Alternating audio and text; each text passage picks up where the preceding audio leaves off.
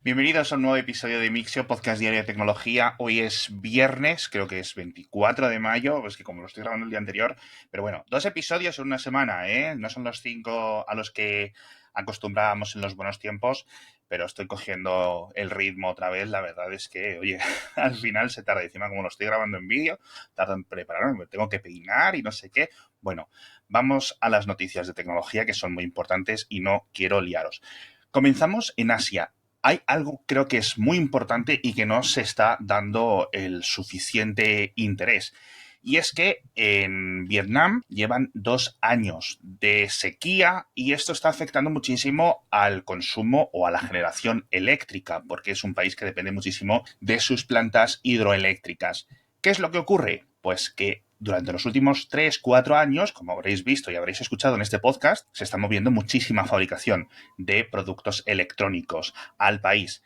¿Y qué es lo que ha pedido el gobierno de Vietnam? Recordemos, 100 y pico millones de personas. A los grandes fabricantes de electrónica como Foxconn que reduzcan un 30% el consumo de electricidad, al menos durante estos meses de verano. Que por cierto, quiero aquí hacer una pausa para dar todo mi apoyo a los oyentes en México, porque las noticias que estamos leyendo desde aquí, desde Europa, del calor que está haciendo por esa zona, no son normales. Así que espero que lo estéis pasando todos bien. Bueno, el tema, Vietnam. Está muy mal la cosa.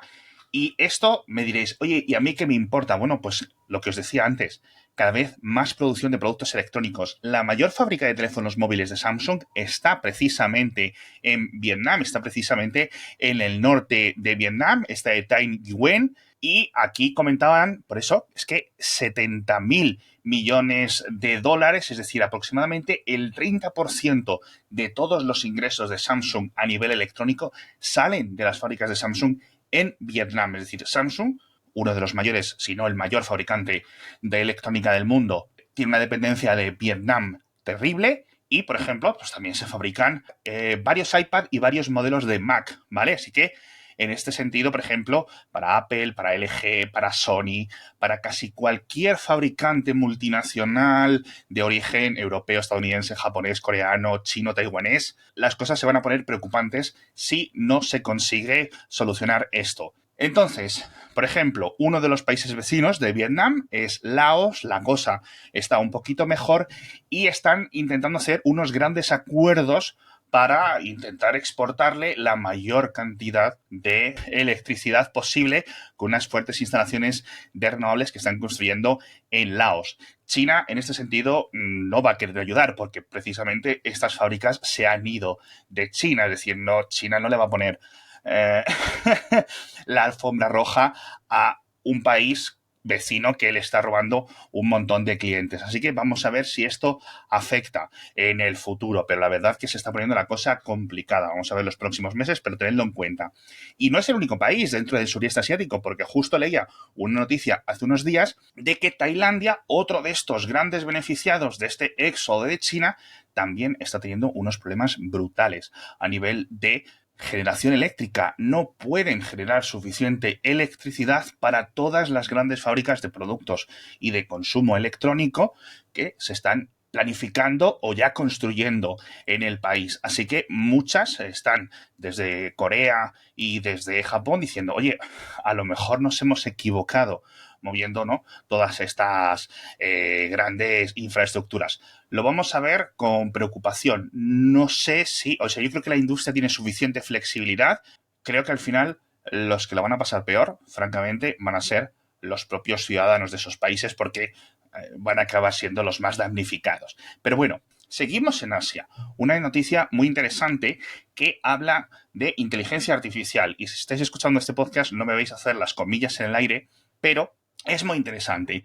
Hablan de Tamil Nadu, una de las regiones del sur de la India, en el que el gobierno ha construido unos sistemas de cámaras de vigilancia, tanto de cámaras de espectro visible como cámaras infrarrojas, para vigilar cuando los elefantes se acercan a unos 30 metros de las vías de los trenes, de los ferrocarriles, para evitar posibles colisiones. Hay pues no sé si 15, 20.000 elefantes salvajes por esa zona y pues son bastante frecuentes las colisiones. De hecho, estaban aquí leyendo estadísticas y creo que decían que habían evitado ya con estas cámaras, desde que empezaron en febrero, unas 400 posibles colisiones, que me parece una absoluta barbaridad. Y además, bueno, ya me he puesto a leer sobre esto y decían que entre el sur de la India y Sri Lanka, esta isla que está un poco más al sur, había como unos 500 muertos por ataques o incidentes relacionados con elefantes. Y por 500 muertos me refiero a 500 personas muertas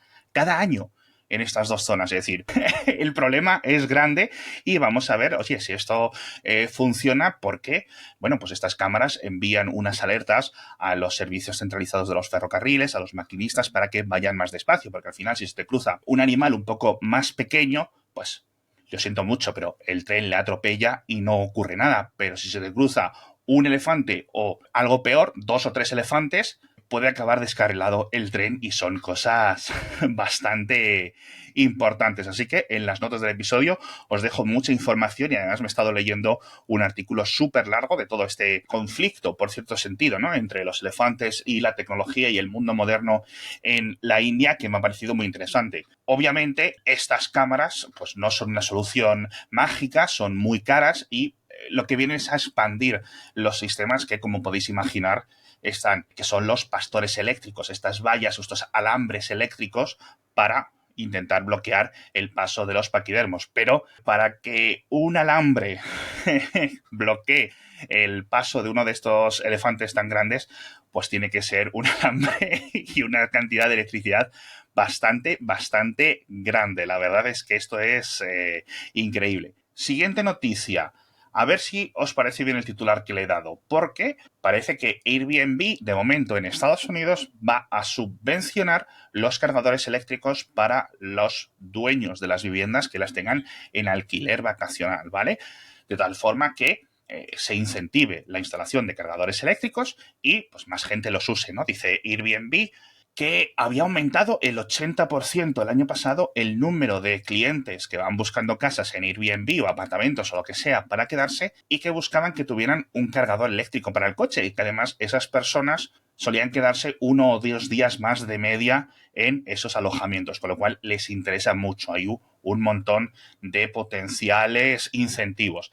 Entonces, se han asociado con una empresa que se llama ChargePoint para subvencionar entre un 25%, pero incluso con más ayudas, la instalación de estos cargadores. Así que esto es una muy buena idea. Vamos a esperar si llega a más países, porque a lo mejor aquí Airbnb consigue encontrar algo bueno para todos, ¿no?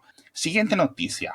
El otro día, durante el evento de presentación de Microsoft Copilot, esto de los PC Plus y tal, que no lo he llegado a comentar, no sé si en unos próximos días lo podré comentar.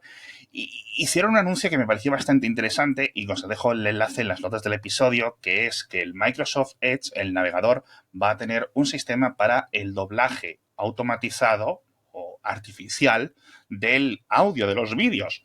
No está en todos los idiomas, pero por ejemplo sí está en inglés-español, español-inglés y además otros varios idiomas creo que lo doblan también al español automáticamente. Llevaban mucho tiempo trabajando en esto la gente de Microsoft, lo hacían como con subtítulos, pero ahora también es doblaje. Os voy a poner un pequeño trocito del audio para que lo veáis, pero queda un poco raro, ¿vale? Incorporate your own business data as well as from applications such as Del día trabaja. Ahora puede conectarse a bases de datos, backends personalizados. ¿Veis? Queda un poco loquendo, pero es un... Oye, es un doblaje, ¿vale? Y es en tiempo real. No hay muchos detalles técnicos, no hay, por ejemplo, si esto se realiza exclusivamente en local, si esto es algo que van a llevar al código de, digamos, del proyecto Chromium para que otros navegadores lo adapten, pero yo imagino que Google no tardará en ofrecer algo similar dentro de Chrome y otros navegadores también lo harán.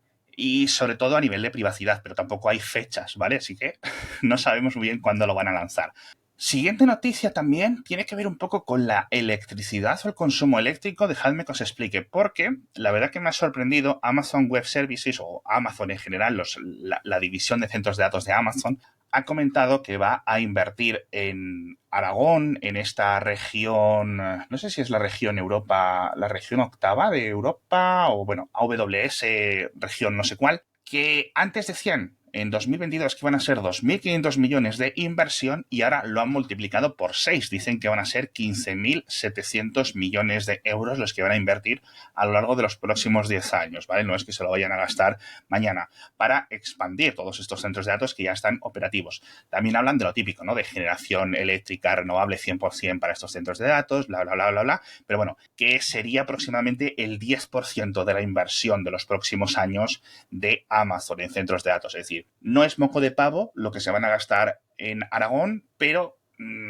sigue muy lejos de los grandes hubs que tiene Amazon u otros centros de datos, otras empresas, digamos, de esta nube, ya no en Estados Unidos, sino en otras zonas de Europa. Es decir, están invirtiendo mucho, pero lo que es esta región de AWS pues va a seguir siendo modesta. Y ahora nos vamos a hablar un poco de noticias de estas que mezclan la tecnología con la política. No me gusta mucho comentarlas, pero es importante porque es la segunda condena de uno de estos científicos de máximo nivel mundial que condenan en Rusia a, en este caso, 14 años de cárcel a Anthony Maslov en una colonia penal, además, es decir, un señor de 77 años que le condenen a 14 años de cárcel en un sitio tan chungo es básicamente una condena de muerte. Y este es uno de estos científicos que trabajan en misiles hipersónicos, pero en misiles hipersónicos desde una parte teórica, ¿no? Y ya comentamos hace unos meses, en 2023, que estaba siendo muy preocupante una tendencia que estaba ocurriendo en China en Rusia con la comunidad científica, ¿no? Esta detención de varios de estos científicos acusados de filtrar datos al extranjero por cuestiones un poco más o bastante inverosímiles, que si habían dado una conferencia y habían filtrado datos en China, en 2005 otro la acusaban en Francia, etcétera. A varios de sus más altos cerebros dentro de una categoría del mundo científico en el que a lo mejor hay 50 en todo el mundo que son capaces de estar a ese nivel, pues les están llevando a la cárcel. Es bastante preocupante, francamente, y por ejemplo, hace unos meses también condenaron a otro de estos compañeros a 12 años de prisión y el Tribunal Supremo de Rusia justo hace unos días creo que comentaban que había anulado esa sentencia. Así que la cosa preocupante cuando se persiguen a científicos por simplemente dar charlas, etcétera. Es decir, yo no conozco los casos, obviamente, ¿vale? Es posible que a lo mejor pues hayan estado involucrados, pero varios de estos científicos, y esto creo que es muy importante volver a recordarlo, son los que escribieron una carta abierta en público diciendo que dentro de la comunidad científica rusa se estaba creando una especie de tinieblas de paranoia total y que un montón del talento local se estaba yendo porque tenían miedo, ¿no? De seguir investigando y de que algún día pues dijeran, pues mira, tú a la cárcel. Entonces son cosas muy complicadas. Y permitidme que siga un poco en este campo porque también hace unos días no han condenado a cárcel, pero han liberado en China a una de las periodistas streamers que en 2020, en febrero de 2020, si no recuerdo mal, fue una de las primeras personas que documentó públicamente en YouTube y en otras plataformas de Internet grabando vídeos de lo que estaba ocurriendo en Wuhan, en esta ciudad donde fue el origen del coronavirus. Ella vivía en Shanghai y decidió irse a documentar lo que estaba ocurriendo, como varios periodistas más locales, y varios se fueron a la cárcel y esta chica, Zhang Zhang, la condenaron a 4 años de cárcel y ahora pues se han cumplido los 4 años y la han liberado. Os recomiendo que entréis en las notas del episodio y veáis sus vídeos porque siguen en YouTube, siguen tal cual se publicaron entonces y vistos con perspectiva, dan un poco hasta de miedo porque todos nos volvimos un poco locos, ¿no? En esos meses. Pero, por ejemplo, que grabó de Instituto de Virología de Wuhan, que estaba cerrado a cal y canto, y bueno, son documentos muy importantes que tenemos gracias a personas como esta que lo consiguieron documentar y oye, ahí queda un dato histórico. Y acabamos un poco más cerca de casa, acabamos en Alemania, porque, eso seguro que os interesa a muchos de los oyentes, han puesto una multa al banco N26 de 9,2 millones de euros. Es la segunda multa que le ponen. Creo que en 2021 le pusieron otra multa aproximadamente de 4 o 5 millones de euros por lo mismo, por deficiencias en sus protocolos de lavado de dinero. No sé los detalles, francamente, pero el regulador financiero máximo alemán, las autoridades, el BaFin, dice que, pues que los informes los está entregando constantemente tarde, etcétera, y que no están haciendo lo suficiente. De hecho, tienen una guerra abierta entre el BaFin, entre el regulador alemán y el N26, porque le tienen limitado el número de clientes que pueden conseguir. Es decir, no está diciendo el regulador alemán, oye, tu banco digital se está utilizando para el lavado de dinero a una escala masiva. Siempre puede haber un poco, ¿no?, que se escape a los sistemas automatizados. Pero quizás el tema vaya porque en este auge de en este intento de crecimiento desbocado de N26, pues hayan sido un poco más flexibles, ¿no? Con los controles. No lo sé, me lo puedo imaginar. Pero, por ejemplo, N26 tiene 8 millones de clientes aproximadamente en todo el mundo. 1 millón de ellos están en España, por cierto, una cifra muy alta. Y le limitó el banco, bueno, las autoridades alemanas limitaron el número de clientes nuevos que pueden captar a 50.000 al mes. Creo que ahora se lo han subido a 60.000, como decía el Financial Times en octubre. Está la cosa un poco complicada con el N26, los últimos meses. Muchas noticias un poco raras y no me quiero ir, porque esto es un podcast tecnológico y no me quiero ir. Nos vamos con una noticia más rápida que a mí me parece que tiene muchísimo sentido, y es que en Twitter, o ahora ya yo creo que lo podemos llamar X 100%, van a ocultar los me gusta de todos los usuarios. Esto creo que es una opción que tiene sentido. Dicen algunos de los ingenieros que han estado dando algunas opiniones dentro de la red social que el hecho de que sean públicos, es decir, el hecho de que yo pueda ir y ver que has dado tú me gustas, puede hacer que la gente, bueno, pues que te ataque o que te trolee o que te pueda buscar algunas cosas un poco más extrañas, ¿no? Entonces, si los hacen privados para todos, eso se acaba. Es una opción de privacidad. A mí me gustaría que fuera algo a elección del usuario, es decir, que el usuario pudiera activarlo para que fuesen públicos, pero bueno, es decir, los me gustas ahora van a ser un poco más como los marcadores, ¿vale? Así que, bueno, tiene sentido, la verdad, para mí, pero después de tantos años, la verdad que disfrutando de ver los me gustas de la gente, pues se hace un poco raro. Con esto me despido por hoy, como os decía al principio, 2 episodios en una semana. De momento, además están quedando un poco largos, ¿no? No sé si es que estoy yo yéndome muy arriba, pero bueno, estoy grabando bastante tarde, etcétera. Espero que os gusten los episodios que estamos haciendo. Ya sabéis que los podéis ver en YouTube, me podéis ver la cara, podéis ver las imágenes, las webs que estoy compartiendo, los artículos, las noticias.